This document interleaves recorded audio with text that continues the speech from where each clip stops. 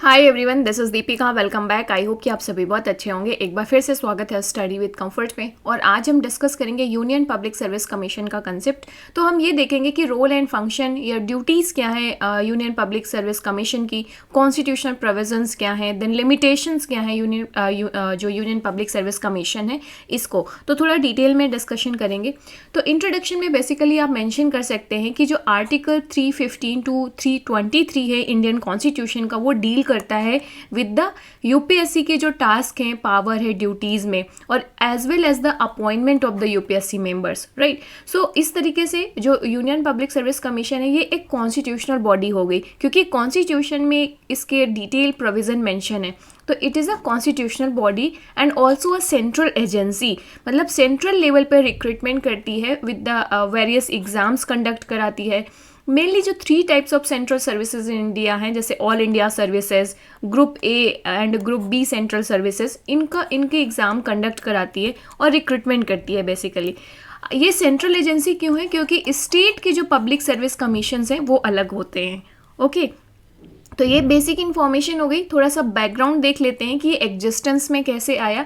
So during British control आप देखेंगे कि ब्रिटिश गवर्नमेंट ने सबसे पहले ये पब्लिक सर्विस कमीशन को स्टैब्लिश किया था इंडिया में। इस जर्नी में 1924 की ली कमीशन रिपोर्ट बहुत इंपॉर्टेंट है।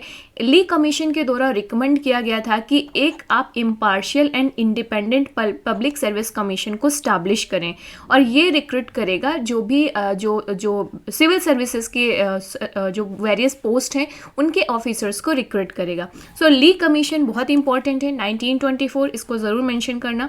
Then Union public Service Commission was established in 1926 as a result of such ideas. Okay, फिर फर्दर 1935 में जो गवर्नमेंट ऑफ इंडिया एक्ट लाया गया, इसने स्टैब्लिश किया public Service commission which was responsible for both state and central government services. Okay, और फिर finally UPSC जो यूनियन पब्लिक सर्विस कमीशन है, परमानेंट एक बॉडी के रूप में, कॉन्स्टिट्यूशनल बॉडी के रूप में स्टैब्लिश किया गया था। किस आर्टिकल के तहत? आर्टिकल 315 के तहत, जब इंडियन कॉन्स्टिट्यूशन इन फोर्स में आ गया, तो ये 1950 में। ओके, सो कुल मिलाकर आर्टिकल 315 एंड 323 डील करते हैं इस पूरे जो यूनियन पब्लिक सर्विस कमीशन है इसके पूरे प्रोविज़न से। तो ये हिस्टोरिकल बैकग्राउंड भी इसका आपको आई होप कि समझ में आ गया होगा। कंपोजिशन अगर हम देखें यूनियन पब्लिक सर्विस कमीशन का, तो इसमें basically made up of 10 members plus a chairperson. एक चेयरपर्सन होता है प्लस 10 मेंबर्स, राइट। ये प्रोविज़न है कॉन्स्टिट्यूशन में। और जो इसके chairman as well as the members हैं वो प्रेसिडेंट ऑफ इंडिया के द्वारा अपॉइंट किए जाते हैं, ये ध्यान रखना है। और जो टर्म है इनकी सर्विस का वो 6 ईयर्स है, या तो एज ऑफ 65, इनमें से जो भी पहले अचीव किया जाएगा उसके आधार पर रिटायरमेंट होगा यहाँ से। या तो 6 साल पूरे हो जाए, या for example age of 65 achieve कर ले बिफोर द 6 ईयर्स। तो इस तरीके से ये टर्म ऑफ देयर सर्विस हो गया। तो कंपोजिशन समझ में आया। अब अगर हम बात करें duties and role and importance of the Union public Service Commission under the Indian constitution, तो मोस्ट इंपॉर्टेंट थिंग है recruitment to the services and post. Recruitment मतलब वेरियस एग्ज़ाम, कॉम्पिटिटिव एग्ज़ाम्स को कंडक्ट कराया जाता है इस कॉन्स्टिट्यूशनल बॉडी के द्वारा, और उन एग्ज़ाम्स, एक कॉम्पिटिटिव एग्जामिनेशन के थ्रू रिक्रूटमेंट किया जाता है various services and various post पे। Okay, so recruitment to the service and post under the central government by the selection through interviews, right. Competitive examination, interviews conduct कराना, advice देना on the suitability of officers for the appointment in promotion as well as transfer on deputation में। So कई बार जो advising role है union public Service commission का वो भी प्ले करना होता है।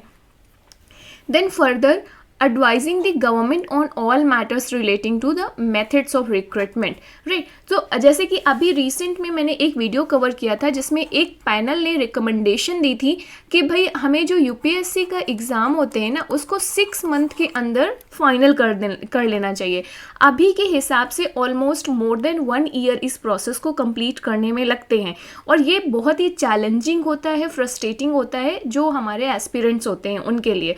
और राइट, तो उस पैनल का रिकमेंडेशन है कि इसको 6 मंथ में हमें इस प्रोसेस को कंप्लीट किया जाए। और इसके लिए इन्होंने जो यूनियन पब्लिक सर्विस कमीशन है उससे कई सारी रिपोर्ट मांगी है कि आप इंक्वायरी करो या आप हमें रिपोर्ट दीजिए, इस बारे में इंफॉर्मेशन दीजिए कि आप इस 6 मंथ को कैसे आप मैनेज कर सकते हो, इस एग्ज़ाम को कैसे पूरा कर सकते हो।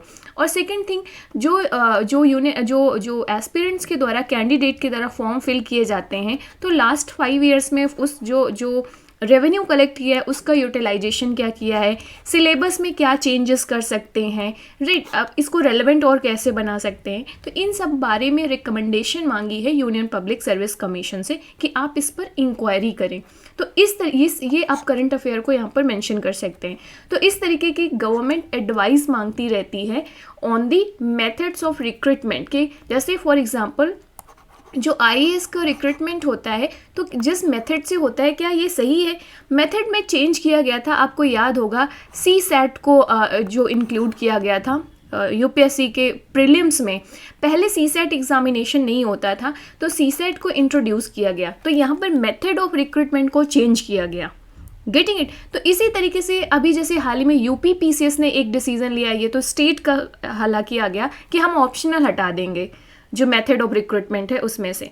तो इसी तरीके से ये जो सेंट्रल एजेंसी है यूनियन पब्लिक सर्विस कमीशन है, ये गवर्नमेंट को एडवाइस करता है all the matters related to the methods of the recruitment. Okay, then disciplinary cases जो होते हैं related to the different civil services. So disciplinary cases को में कैसे हैंडल करना है, राइट, उसमें भी उससे रिलेटेड भी मैटर्स पर जो सजेशन दिए जाते हैं यूनियन पब्लिक सर्विस कमीशन के।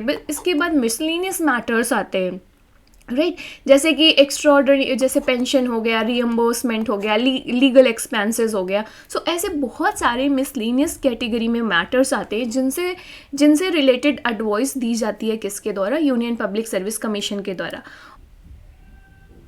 नेक्स्ट है UPSC act as a watchdog of the merit system in India, right. So merit system को मेंटेन किया जाए इसके लिए एक पूरा सिस्टम बनाकर रखा जाता है यूनियन पब्लिक सर्विस कमीशन के द्वारा। हालांकि आजकल लेटरल एंट्री का कंसेप्ट चल रहा है, आप मुझे अपना ओपिनियन बताइएगा कमेंट करके कि जो यूनियन पब्लिक सर्विस कमीशन जो सिविल सर्विसेज हैं उसमें लेटरल एंट्री होनी चाहिए या नहीं, या सिर्फ जो ये मेथड है प्रीलिम्स, मेंस एंड इंटरव्यू इसी के थ्रू रिक्रूटमेंट होना चाहिए। आपका क्या ओपिनियन है ये मुझे कमेंट करके ज़रूर बताना। Limitation of the Union public Service commission की अगर हम बात करें तो इतनी सारी पावर्स, ड्यूटीज़ और रोल एंड इम्पॉर्टेंस हमने देखा अभी, राइट, जो आर्टिकल में मेंशन है इंडियन कॉन्स्टिट्यूशन के। बट इसके बावजूद भी कुछ ऐसे मैटर्स हैं जो यूनियन पब्लिक सर्विस कमीशन के ज्यूरिडिक्शन से बाहर हैं, मतलब इसके डोमेन में नहीं आते हैं कि इन पर ये एक्शन ले सके या डिसीजन ले सके।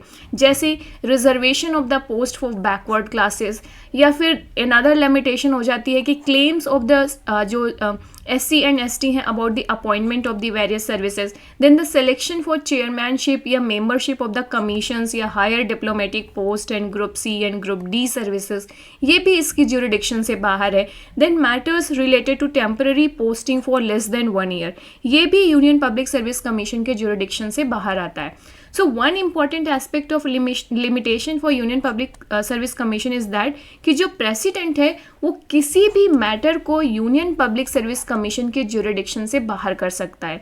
सो इंडियन कॉन्स्टिट्यूशन ये पावर देता है प्रेसिडेंट को कि प्रेसिडेंट चाहे तो जो भी हमने यहाँ पर फॉर एग्जांपल ये ड्यूटीज़ पढ़ी हैं, राइट, तो प्रेसिडेंट चाहे तो विद द जो बाय फॉलोइंग द जो ड्यू प्रोसेस है उसको करके कोई भी मैटर्स जो यूनियन पब्लिक सर्विस कमीशन के ज्यूरिडिक्शन से बाहर कर सकता है, राइट। तो ये तो बिगेस्ट लिमिटेशन है कि कल को एग्जीक्यूटिव जो भी चाहे वो यूनियन पब्लिक सर्विस कमीशन की फंक्शन को कम कर सकते हैं, ज़्यादा कर सकते हैं, राइट, ये सब चीज़ें। तो ये कुछ लिमिटेशंस हो गई। कंक्लूजन हम अगर इस डिस्कशन को कंक्लूड करें तो यूनियन पब्लिक सर्विस कमीशन क्या है, मेन रिक्रूटिंग ऑर्गेनाइजेशन है और it is in charge of upholding the meritocracy system in India and ये रिक्रूट करता है मोस्ट क्वालिफाइड कैंडिडेट, राइट, जो वेरियस इंपॉर्टेंट स्ट्रैटेजिक पोजीशन होती हैं इंडियन एडमिनिस्ट्रेशन की, और सबसे मोस्ट इम्पॉर्टेंट थिंग है कि जो गवर्नमेंट को रिकमेंडेशन दिया जाता है फ्रॉम टाइम टू टाइम कि किस तरीके से आप जो रिक्रूटमेंट मेथड है उसमें चेंज किया जाए, सिलेबस में चेंज किया जाए, किस तरीके से ट्रेनिंग एंड ऑल हो, राइट। तो रोल ऑफ एडवाइजरी जो है, जो यूनियन पब्लिक सर्विस कमीशन का रोल है वो एडवाइजरी इन नेचर है, it's not binding on the government. इस चीज़ को ध्यान रखना है। और कुछ रिसेंट मुद्दे चल रहे हैं उस पर ज़रूर आप इसको मेंशन करने की कोशिश करिएगा या अपना ओपिनियन बिल्ड करने की कोशिश करिएगा। लेटरल एंट्री का कंसेप्ट, राइट। इसके बाद से एक अभी कंसेप्ट ये जो पैनल का रिकमेंडेशन है कि 6 मंथ के अंदर हमें जो रिक्रूटमेंट प्रोसेस है सिविल सर्विसेज का उसको कंप्लीट करना।